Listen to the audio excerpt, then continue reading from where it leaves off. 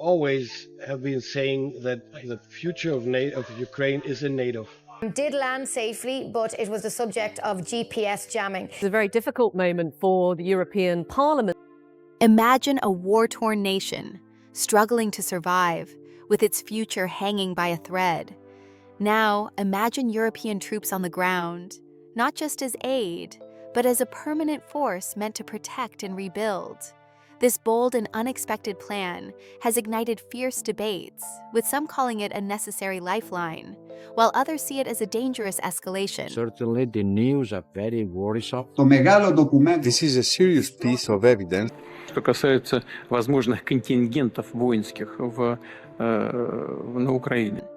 In a moment of global uncertainty, the question arises, should Europe send troops to Ukraine, or is this an unthinkable risk that could push the world to the edge? European Commission President Ursula von der Leyen recently revealed that Europe is working on pretty precise plans for a multinational troop deployment to Ukraine. This deployment is intended to serve as part of the security guarantees that Europe aims to provide once the conflict in Ukraine comes to an end. Von der Leyen emphasized that this initiative would involve a substantial number of European-led troops, potentially in the tens of thousands, all supported by U.S. military assets such as command and control systems, intelligence and surveillance capabilities. The proposal for a European-led military presence in Ukraine is designed to ensure long-term stability and security for the country as it recovers from the ongoing conflict. With much of the country's infrastructure and institutions severely impacted, the European Union's involvement aims to help rebuild and protect Ukraine from future threats. Von der Leyen's plan highlights the EU's intention to provide not just military assistance, but also comprehensive support for Ukraine's defense needs in the years following the war. The involvement of U.S. capabilities is key to this plan. The U.S. would offer vital support in the form of advanced technologies and intelligence assets. These resources are intended to strengthen the capabilities of the European-led forces, ensuring they are well-equipped to carry out their mission effectively. The U.S. has long been a strong ally of Ukraine, providing military aid and strategic guidance, and its ongoing involvement is crucial to the success of Europe's security initiatives in the region. While this proposal from von der Leyen reflects Europe's commitment to supporting Ukraine, it has also raised significant questions and concerns. Not all European countries are in agreement with the idea of deploying troops. Some nations, particularly those in Western Europe, are cautious about the EU's role in military interventions and whether such a large-scale operation is within the Union's mandate. Countries like Germany have expressed reservations, arguing that the decision to deploy troops should be made only after comprehensive negotiations and a clear mandate from all relevant parties. In fact, the political complexities of this initiative are considerable. The EU is made up of member states with diverse perspectives on military engagement, and any deployment of troops in Ukraine would need to be carefully coordinated among these nations. Some countries in Eastern Europe, which are geographically closer to the conflict, may be more inclined to support the deployment, seeing it as a necessary step to ensure regional stability. In contrast, countries in Western Europe may require more assurances before committing to such a significant military operation. Von der Leyen's comments also highlight the evolving nature of Europe's role in global security. For years, the U.S. has been the dominant player in providing military support in crises around the world. But Europe's increasing involvement in Ukraine signals a shift in how the EU approaches security matters in its own neighborhood. The plans for a European-led force in Ukraine reflect a growing recognition within the EU that it must take a more active role in addressing security threats, particularly when they arise on its borders. Despite the complexities, there is a broader understanding within the EU that Ukraine's future stability is closely linked to the security framework that is put in place after the conflict. A post-conflict Ukraine will need strong international support to rebuild its economy, restore its institutions, and defend itself against any future threats. Von der Leyen's proposed deployment is seen as part of a broader effort to ensure that Ukraine is not left vulnerable once the war ends. The EU's involvement will likely include not just troop deployments, but also support for Ukraine's political and economic recovery, including rebuilding infrastructure and providing humanitarian assistance. As the discussions on this proposal move forward, it is clear that Europe is committed to playing a crucial role in Ukraine's recovery. However, this commitment will require careful negotiation and collaboration among EU member states, as well as with international partners like the US.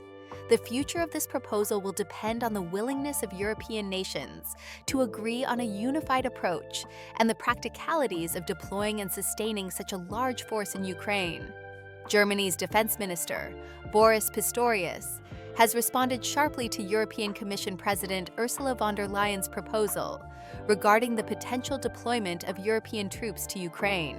Speaking to journalists during a visit to an ammunition factory in Cologne, Pistorius dismissed von der Leyen's comments as premature.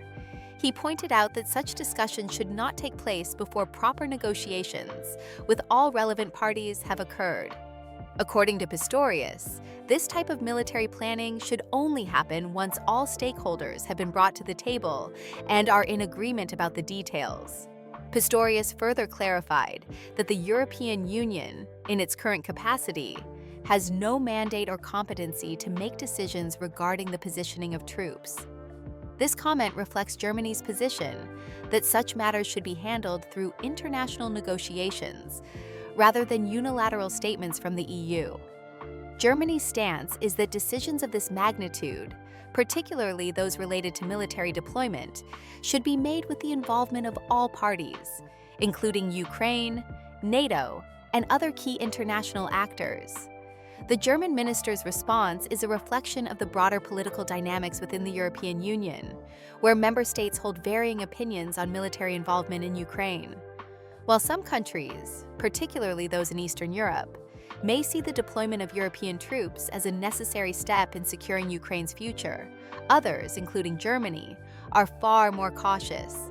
Germany's historical reluctance to engage in military operations outside its borders, coupled with concerns about escalating tensions with Russia, has made its position more guarded. Pistorius's comments underscore the need for a broader political consensus within the EU before any action is taken.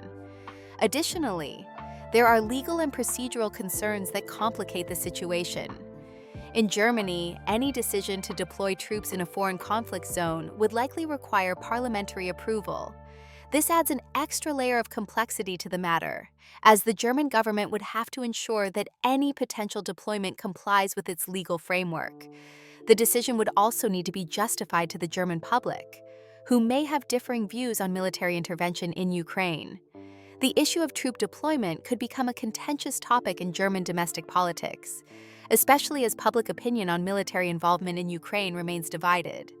The German government's cautious approach also highlights broader concerns within the European Union about the potential risks of direct military involvement in the conflict. While the EU has provided substantial support to Ukraine in terms of financial aid, humanitarian assistance, and military supplies, the idea of sending European troops to Ukraine raises significant questions about the potential escalation of the conflict. As tensions with Russia continue to rise, the prospect of European forces engaging directly in the conflict may further strain relations between Russia and the West, which is a scenario that many European leaders are eager to avoid. Germany's position, however, does not reflect a lack of commitment to Ukraine's security. On the contrary, the German government has been a strong supporter of Ukraine, providing significant military aid and helping to shape the EU's response to the crisis.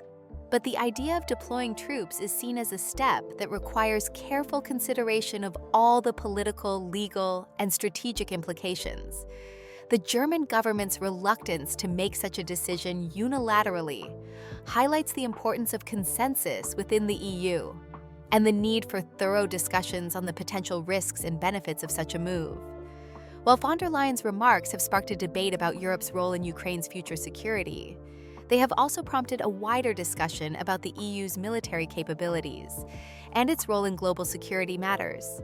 Some critics argue that the EU should take a more proactive approach to security, especially in its own neighborhood. However, others warn that European military involvement could be seen as an escalation of the conflict, and any such deployment should be handled with extreme caution. In the coming months, the EU will need to find a way to balance its support for Ukraine with the need to maintain diplomatic and strategic stability. Germany's cautious approach serves as a reminder of the complexities involved in military intervention, particularly in a conflict as sensitive as the one in Ukraine. As the situation develops, it will be essential for European leaders to continue engaging in dialogue and to find a path forward that ensures Ukraine's security while also protecting Europe's broader geopolitical interests.